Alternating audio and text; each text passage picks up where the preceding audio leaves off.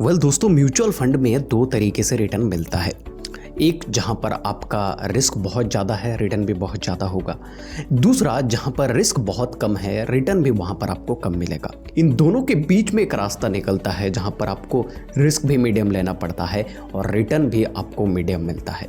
आज की इस वीडियो में 5 मिड कैप म्यूचुअल फंड के नाम मैं आपको बताऊंगा जो पिछले 1-2 साल से नहीं बल्कि 10 साल से एक बेहतरीन परफॉर्मेंस आपको डिलीवर करता हुआ आ रहा है, जो ट्रस्टेड कंपनी के है, जो अपने बेंचमार्क को पिछले 10 साल से बीट करता हुआ आ रहा है। लेकिन मैं अगर चाहूं तो वीडियो के शुरुआत में ही 5 फंड का नाम बता करके वीडियो को खत्म कर सकता हूं, लेकिन मैं ये नहीं चाहता। मैं आपको फंड के नाम तो बताऊंगा, लेकिन साथ साथ में ये भी बताऊंगा कि आपके पास में अगर 15-20 फंड्स का ऑप्शन दे दिया जाए तो आप उनमें से चूज करके बता सको अपने लिए या फिर दूसरे के लिए कि कौन सा फंड बेस्ट है।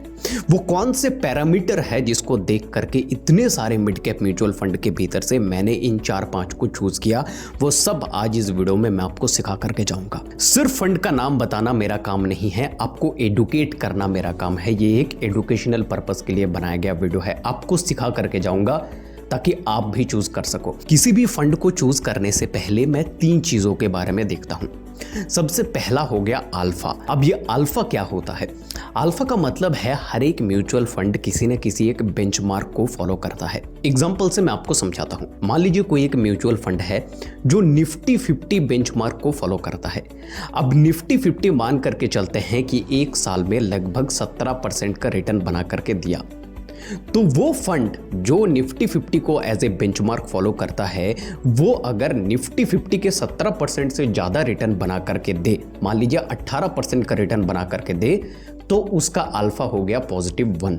दूसरी तरफ अगर कोई फंड निफ्टी 50 को बेंचमार्क मानते हुए काम करता है मार्केट पर, लेकिन वो निफ्टी 50 जो 17% का रिटर्न दे रहा है उतना रिटर्न जनरेट कर ही नहीं पाता है, उससे नीचे जनरेट करता है, मान लीजिए 16% का रिटर्न आपको दे रहा है, तो उसका अल्फा हो गया -1 या फिर -1। तो मैं ये देखता हूं कि कौन से ऐसे फंड है जहां पर पॉजिटिव अल्फा हमें देखने को मिलता है, और 1-2 साल नहीं बल्कि 5 साल 10 साल से वो फंड मुझे पॉजिटिव अल्फा का रिजल्ट देता हुआ आ रहा है, तब जा करके वो फंड मेरे लिए बेहतर होगा। यहीं पर दूसरा फिल्टर लग जाता है फंड के भीतर कि एक फंड का उम्र लगभग 10 साल से ज्यादा होने चाहिए। ये मैं क्यों कह रहा हूं, बात को समझिए। जब मार्केट ग्रो चलता है, जब मार्केट बुल रन पर होता है, तो लगभग हर एक म्यूचुअल फंड आपको अच्छा रिटर्न बना करके देता है। लेकिन जब मार्केट डाउन ट्रेंड पर आता है, जब मार्केट गिरता है, उस वक्त पर हमें फंड का परफॉर्मेंस चेक करना है, पास्ट परफॉर्मेंस चेक करना है कि जब मार्केट डाउनग्रेड पर था तब ये फंड इन्वेस्टर्स को कितना रिटर्न बना करके दिया है। मान लीजिए अभी का जो मौसम है, अभी का जो मार्केट का हालत है वो थोड़ा सा टफ है। मार्केट जो है वो वॉलेटाइल बहुत ज़्यादा हो रहा है, उसके ऊपर यूएस टैरिफ और पेनल्टी लग गया, तो मार्केट जो है वो डाउन ट्रेंड पर अभी चल रहा है। अभी आप देखिए कितने सारे ऐसे फंड्स हैं जो पिछले 1-2 साल से आपको जो अल्फा है, जो बेंचमार्क वाला जो रिटर्न है, उससे बेहतर रिटर्न बना करके दे रहा है। इससे आपको ये पता चलेगा कि इन फंड्स का परफॉर्मेंस नेगेटिव मार्केट पर, डाउन ट्रेंड मार्केट पर कैसा है। अब ये आप तब पता कर सकते हो जब उस फंड ने कोई क्राइसिस देखा है। अगर मैं कोई 1 साल 2 साल 3 साल पुराने फंड पर इन्वेस्ट कर देता हूं तो उस फंड का ट्रैक रिकॉर्ड ही नहीं है मेरे पास।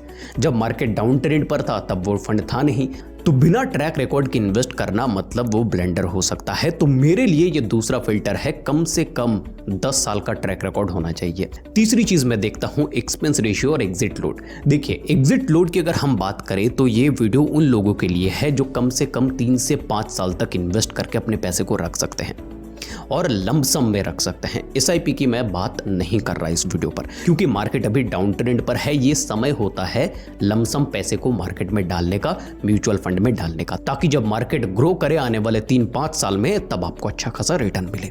तो 3 से 5 साल अगर आप इन्वेस्ट करते हो तो एग्जिट लोड वहीं पर खत्म हो गया, क्योंकि एग्जिट लोड पहले के 1 साल में ही लगता है अगर आप पैसे को विड्रॉ कर लेते हो। तो आज आपने इन्वेस्ट किया, 1 साल के भीतर अगर आपने पैसे को बाहर निकाल लिया तब आपको एग्जिट लोड देना है। साथ में मैं चेक करता हूं इस फंड का एक्सपेंस रेशियो क्या है। एक्सपेंस रेशियो एक्चुअली है क्या?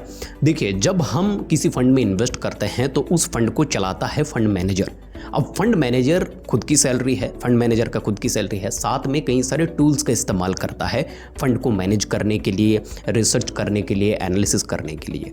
उसका कॉस्ट जो है वो इन्वेस्टर से ही वसूला जाता है, तो वो 1% होता है, 1% से कम भी होता है। मैं ये देखता हूँ कि एक्सपेंस रेशियो फंड का कम होना चाहिए। एग्जाम्पल से समझाता हूँ। मान लीजिए किसी फंड का एक्सपेंस रेशियो है 1%, आपने उस फंड के भीतर 100 रुपए इन्वेस्ट किए तो पहले ही 1% का पैसा काट लिया जाएगा। तो 100 रुपए में से 1 रुपए काट लिया गया, 99 रुपए आपके मार्केट में इन्वेस्ट हो जाएंगे।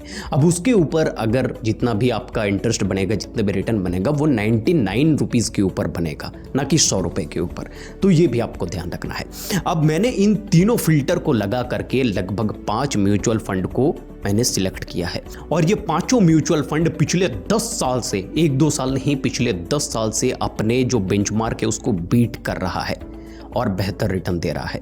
मार्केट अभी जो है वो टफ सिचुएशन पर है, फिर भी पिछले साल इन सभी फंड्स ने अपने जो बेंचमार्क है उसको बीट करके इन्वेस्टर्स को रिटर्न दिया है। नाम मैं बता देता हूं। सबसे पहला है Motilal Oswal mid cap fund.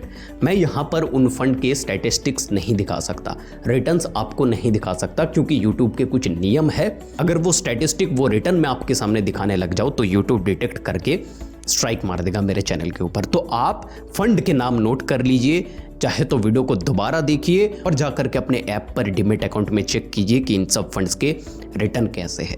Return के बारे में बात नहीं करूंगा। दूसरा फंड है निप्पॉन इंडिया ग्रोथ फंड। ये भी बहुत ही बेहतरीन फंड है। पिछले 10 साल से ये फंड भी आपको बेंचमार्क को क्रॉस करते हुए रिटर्न दे रहा है इन्वेस्टर्स को।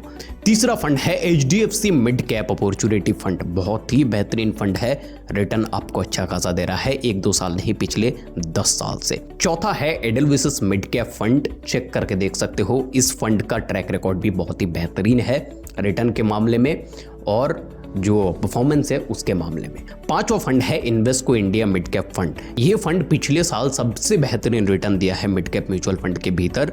बहुत ही बेहतरीन फंड है, आप जाकर के चेकआउट कर सकते हो। अब इन सब फंड्स के भीतर में SIP करने का रिकमेंड अभी इस वक्त पर नहीं कर रहा। अगर आप चाहते हो तो कर सकते हो, लेकिन मैं कहता हूं कि मार्केट अभी डाउन ट्रेंड पर है। आप अपॉर्चुनिटी का फ़ायदा उठाइए। लमसम पैसा अगर आपके पास में है तो आप इसके भीतर ऐड कर सकते हो, इन्वेस्ट कर सकते हो, क्योंकि अभी मार्केट जो है वो थोड़ा टफ सिचुएशन पर चल रहा है।